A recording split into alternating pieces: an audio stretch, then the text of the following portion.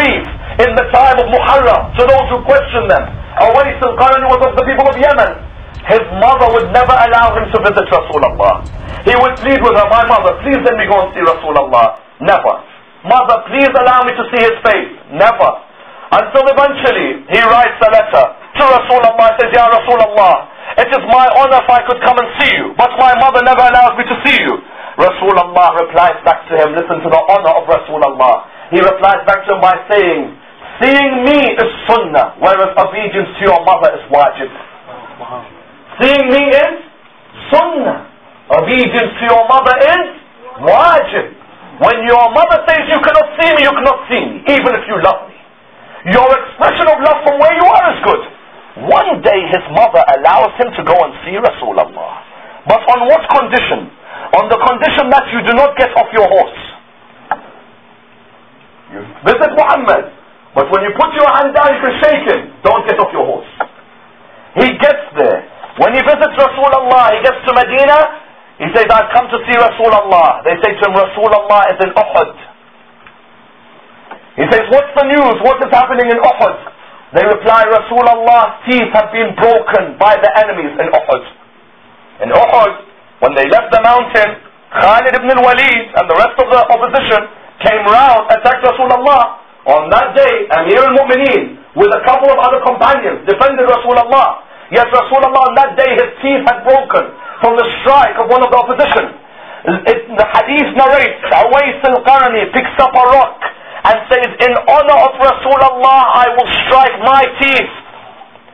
One by one, he strikes his teeth out of his love for Rasulullah. When Rasulullah returns, the first thing he says, having returned from Uhud, is, I smell the smell of Jannah coming from Yemen. What do you mean, Ya Rasulullah? He said, has Awais al-Qarni been here? Has Rasulullah met him? No. Has he met Rasulullah? No. Yet he said, I smell the smell of Jannah. They said to him, Ya Rasulullah, what do you mean? He said, has Awais al-Qarni been to this land? They said, yes. He said, Awais al-Qarni will be amongst the first to enter Jannah. Why? Because the amount of obedience he shows his mother, Allah will open the doors of Jannah for him. Here we find that the sunnah, the word sunnah of Rasulullah means the things Rasulullah says, the words Rasulullah says, the acts Rasulullah acts, and number three, the areas Rasulullah remains silent on. Sunnah is what? The teachings of Rasul, which are what?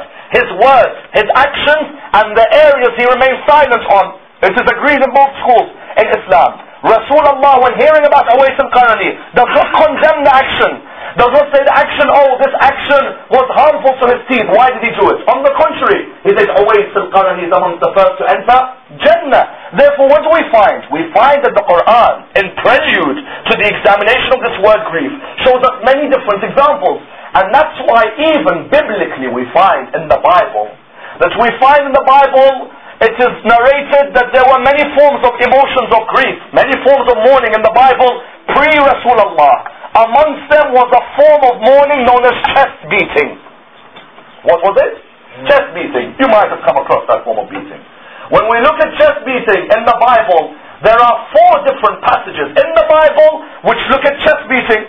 If you go to Isaiah chapter 22 verse number 12, go to Isaiah chapter 32 verse number 11, go to Jeremiah chapter 49 verse number 3, go to the book of Luke chapter 23 verse 48. Examine each of these references one by one. What does it tell you? It tells you that in the prophets which had come before Rasulullah in the Old Testament and the New Testament, one of the methods of mourning of the people was to beat their chest. And the word specifically mentioned in the Bible was that the people would beat their chests out of mourning. Therefore we find that pre-Islam and in the time of Islam, there were many different ways of expressing one's mourning. When you look in the Qur'an, you find that when God examines the word grief, He examines it by looking at this word which we have stated, the word huzn. And He examines it in many different verses. In each of these verses, God guides us as to what type of grief is acceptable and what is not. Please bear this in mind. That there is some grief which God states in the Qur'an is acceptable. There is other grief which God states in the Qur'an is not acceptable. There is a time where God time. But there are other verses where God says, no, do not show your grief at this time. Let's examine Quranically where this word grief, huzn, has been used in order that we may examine the verse which I have used in my basis of my lecture. The first place Allah subhanahu wa ta'ala uses the word huzn is in Surah 9 verse number 40 in the incident in the cave involving Abu Bakr and the Prophet. As you know, on the night of Hijrah, Abu Bakr joined Rasulullah when Rasulullah was on his journey to Medina. On the same night, Rasulullah had put Ali ibn Abi Talib in his bed and had asked him to sleep there as a precaution in order that the Arabians were not able to kill him. The verse in the Qur'an when discussing Abu Bakr is normally the verse which many of our brothers use in other schools in Islam in order to show us the position of Abu Bakr as being a companion of the Prophet. The verse itself is in chapter 9 verse 40. And it says, إِلَّا تَنْصُرُوا فَقَدْ نَصَرَهُ اللَّهُ ثَانِي اثْنَيْنِ إِذْ أَخْرَجَهُ الَّذِينَ كَفَرُوا ثَانِي اثْنَيْنِ إِذْ هُمَا فِي الْغَارِ إِذْ يَقُولُ لِصَاحِبِهِ لَا تَحْزَنْ إِنَّ اللَّهَ مَعَنَا. When we examine this verse, we find that there is a show of grief here. Yes, we find many of our brothers show us that this verse clearly praises Abu Bakr. When you look at the verse itself, what do you find? You find when you look inside the verse, number one, the verse itself talks about that the Prophet has been removed by the disbelievers. He was the second of the two. Thani Ithnain. Being the second of the two is not a form of praise. On the contrary, second of the two is a number. You could be the 7th out of the 8th. You could be the 15th out of the 16th. It's not a form of praise. It's highlighting where you're going. إِذْ يَقُولُ لِصَاحِبِهِ. He said to his companion. Our brothers say, look, him saying to his companion here, the Qur'an describes Abu Bakr as his companion. Whereas in the Qur'an we find that when the word sahib is used, on the contrary, it doesn't mean that a person is necessarily a great person. Nabi Yusuf in prison, when he speaks to his companions who are in the prison, both of them do not believe in God. Yet when he speaks to them, what does he say? Ya sahibay as-sijni, oh my companions of the prison. Both of them don't believe in God, yet in the Qur'an they are described as companions. So he says, إِذْ يَقُولُ لِصَاحِبِهِ لَا تَحْزَنْ. Do not grieve. If the grieving was an act of obedience to God, Allah would not reprimand Abu Bakr for grieving. Because the la which is used here is in the imperative verb. And Allah therefore here, Abu Bakr was of course grieving in the case. If the grieving was going to get Abu Bakr and the Prophet closer to Allah, Allah would not condemn Abu Bakr's show of grief.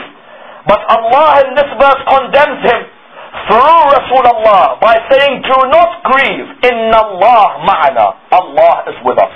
When the verse said Allah is with us, it's because Abu Bakr asked the Prophet. He said, how is Ali ibn Abi Talib joined on your bed? I fear for his life.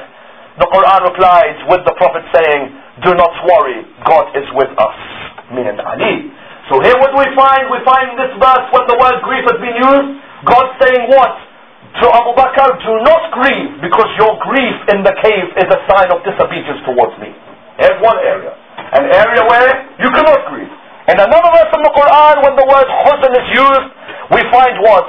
We find Allah subhanahu wa ta'ala telling the mother of Musa that her show of grief is acceptable, without a doubt. But that she should act upon her grief, not rest on her laurels. In Surah 28, verse 7, Allah subhanahu wa ta'ala tells the mother of Nabi Musa, what does he say?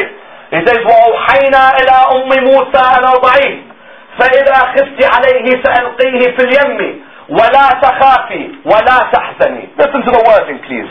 Allah subhanahu wa ta'ala says what? He says, we revealed to the mother of Musa to suckle him. But if she fears for him, she should put him in the basket. Why?